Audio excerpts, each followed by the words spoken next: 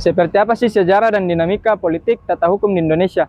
Bagaimana perkembangan dan pembagian periodenya? Nah, tonton sampai akhir ya. Kalian bakalan ngerti bagaimana sejarah hukum di Indonesia.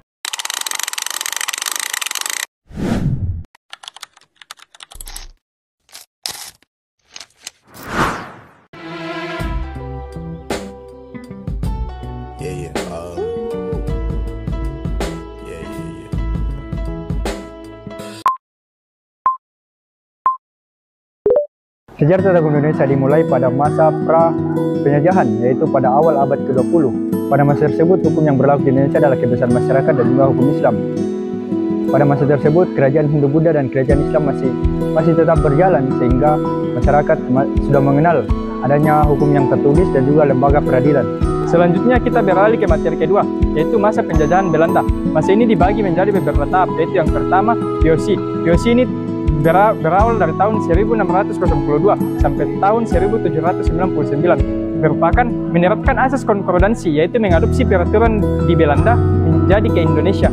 Yang kedua itu periode Besluit Regierungsrecht, yaitu berlangsung pada tahun 1814 sampai 1855. Penerapan peraturan yang belum sepenuhnya terkodifikasi, tetapi sudah ada penggolongan penduduk dan pembagian wilayah hukum. Selanjutnya yang ketiga, periode Regierungsrecht berlangsung pada tahun 1855 sampai 1926. Terjadi kodifikasi hukum, namun tetap pluralistis dan dengan membedakan hukum untuk golongan Eropa, Timur Asing, dan pribumi melalui pasal-pasal tertentu.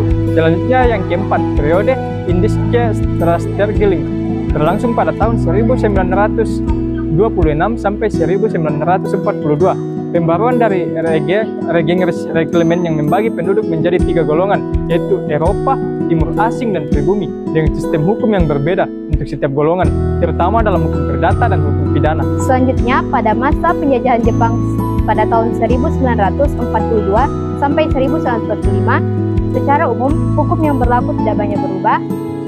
Jepang hanya mengeluarkan Osamu Seirei yang menyatakan bahwa peraturan yang ada pada masa Belanda tetap berlaku sebelum ada peraturan baru. Selanjutnya, masa kemerdekaan 1900 sampai sekarang pada 17 Agustus 1945, setelah Indonesia memproklamasikan kemerdekaannya, Indonesia mulai membentuk tata hukumnya sendiri. Hukum yang berlaku adalah hukum yang disesuaikan dengan UUD 1945 dan peraturan perundang-undangan yang dibuat oleh pemerintah Indonesia. Hukum yang berlaku di Indonesia masih mengacu pada sistem Eropa kontinental Belanda, namun kini mengalami perpaduan dengan sistem Anglo-Saxon dan disesuaikan dengan kebudayaan serta kebutuhan masyarakat Indonesia. Menurut Padmo Wajono, hukum tidak dapat dipisahkan dari politik, karena politik adalah kebijakan sistem negara hukum, yang artinya dinamika politik dapat mempengaruhi arah pembentukan dan penerapan hukum.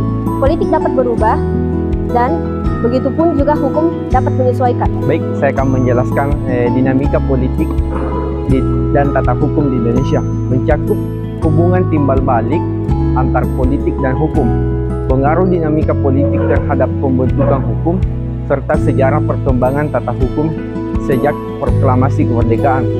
Materi ini mempelajari bagaimana perubahan politik mempengaruhi pembuatan undang-undang isu politik dan yang mendorong perubahan hukum dan peran hukum dalam mencapai tujuan negara melalui pembentukan peraturan yang lebih baik, partisipatif, dan demokrasi. Selanjutnya ada 3 poin penting berkenaan dengan pengaruh dinamika politik pada hukum. Yang pertama ada perubahan dan inovasi hukum. Maksudnya dinamika politik seperti perubahan pemerintahan ataupun pemilihan umum seringkali menjadi pemicu lahirnya perubahan dan peraturan-peraturan baru di suatu negara. Yang kedua ada pembentukan hukum. Maksudnya, politik hukum memiliki peran yang sangat penting dalam setiap tahapan pembentukan peraturan, mulai daripada perancangannya hingga kepada pengesahannya. Hal ini menunjukkan bahwa hukum bukan sekedar norma netral, akan tetapi juga merupakan bentuk produk konfigurasi kekuasaan yang ada di masyarakat. Yang ketiga, ada menyesuaikan dengan kebutuhan masyarakat. Pembaharuan hukum tata negara itu harus selalu menyesuaikan diri dengan perkembangan zaman, juga dengan kebutuhan masyarakat yang ada di sekitarnya. Hal ini bertujuan untuk menjaga moral juga integritas dalam suatu tatanan hukum. Itulah tadi pemaparan materi oleh kelompok kami. Lebih dan kurangnya mohon dimaafkan. Jangan lupa like ya teman-teman.